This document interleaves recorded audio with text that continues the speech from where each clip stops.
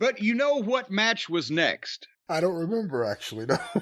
Well, I will tell you, because the one thing that these insufferable bags are is smart about where to go out, especially after the last couple of weeks on television when they tried to put themselves in a main event spot.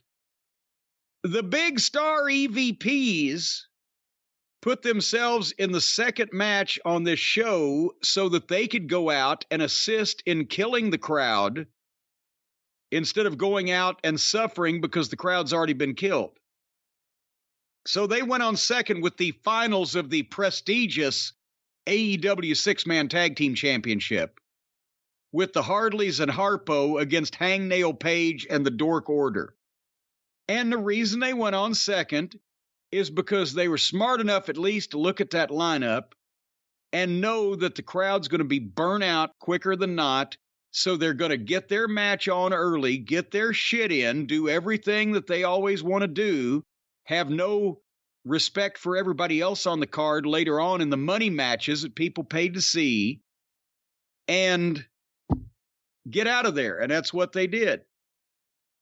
And this was a note that I made before I had any idea how entertaining the media scrum was going to be. I said, has anyone ever fallen further quicker than Hangnail Adam Page, world champion to partner to the jobbers on, the second match on pay-per-view?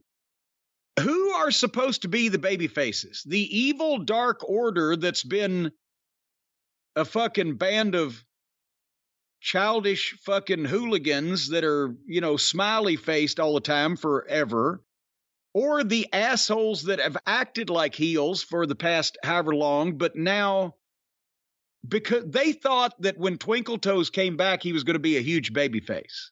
So they had to switch babyface to team up with him. He's such a popular babyface that he runs 200,000 people off television at the mention of his name. So it's the Dark alleged Order. Baby faces versus alleged baby faces. The Dark Order are clearly the baby faces here because you said they were evil. They were evil at the beginning. It's kind of like season 1 of Lost in Space where Dr. Smith is totally evil. Yes. And then like by season 2, he's just, friendly, weirdo, old man hanging out with children. Yes. But isn't Uno's name still Evil Uno? I was about to say, no, it isn't. It's Pizzeria Uno, and I remember that's your nickname. That's not my actually name his for him. fucking name. It's more apropos. Well, he wasn't there. These are the more friendly Dark Order guys. No, he was there. Because remember, he come out because... Well, not now. Well, no, he's hurt because they beat him up with a crutch on TV Wednesday, and the other guy's hurt with his knee, so they bid good luck to their other Dork Order members, along with Hangnail, but he was around. Well, I think the Dark Order are the baby faces here, although I will say I'm just happy. I really wanted them to return to the melodrama of the Adam Page and his friends and this grown man who can't deal with his friends. This is the worst shit ever. Anyone who says these guys know anything about booking or storytelling is a fucking idiot. This stuff is junior high level shit. Sorry to say that here. I just hijacked the review, but give me a break already. And by the way, there are some smart kids in junior high. Yes.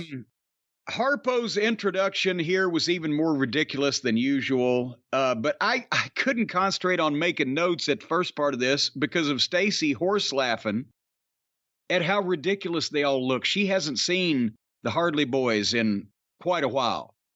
And she's looking and she's like, who's the guy with the thing on his face? Old Cutlet.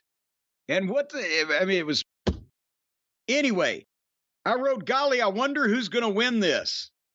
Paige and Nick opened with some cheerleading routines. And then Matt and the long-haired jobber on the Dork Order pretended to do some World of Sport stuff. Have you noticed that Harpo's weird hairdo looked like Chris Champion when he was Yoshi Kwan? Kind of like a top knot, like a little, a rutabaga on top of his head.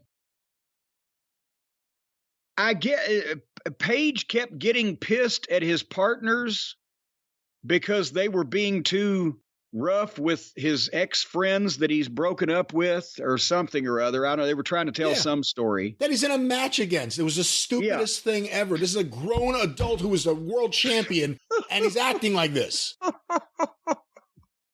And he was chastising them for getting the advantage. Okay, so anyway, they did some cold tags. Little Brutus made a comeback. I got tired of writing. They did a bunch more shit. None of it made any sense. After a while, they even quit tagging. And then finally, old Twinkle Toes, he got his butt plug face and skipped to the ropes like Shirley Temple dancing with Bill Bojangles Robinson and did a big dive. And that's why I wrote, this is not only such a chore to watch this, and it's meaningless and nobody cares about a 6-man tag title to begin with that they invented to give themselves belts. But I was offended because they were just out there jacking off and wearing the crowd out for, as I said, the money matches with the top talent later on.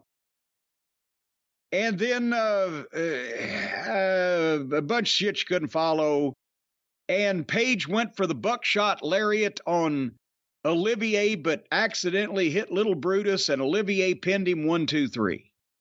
And that was the end of the second match. They were already 45 minutes into the show, plus the hour of pre-show. Woo. The junior varsity division. And no one was surprised by the finish. No one was surprised by who went over. No one was surprised they went back to the Adam Page drama with the people that caused him to drink and stop drinking, and who even knows what the hell was going on. Junior varsity, second match, and the rest of the show moved on.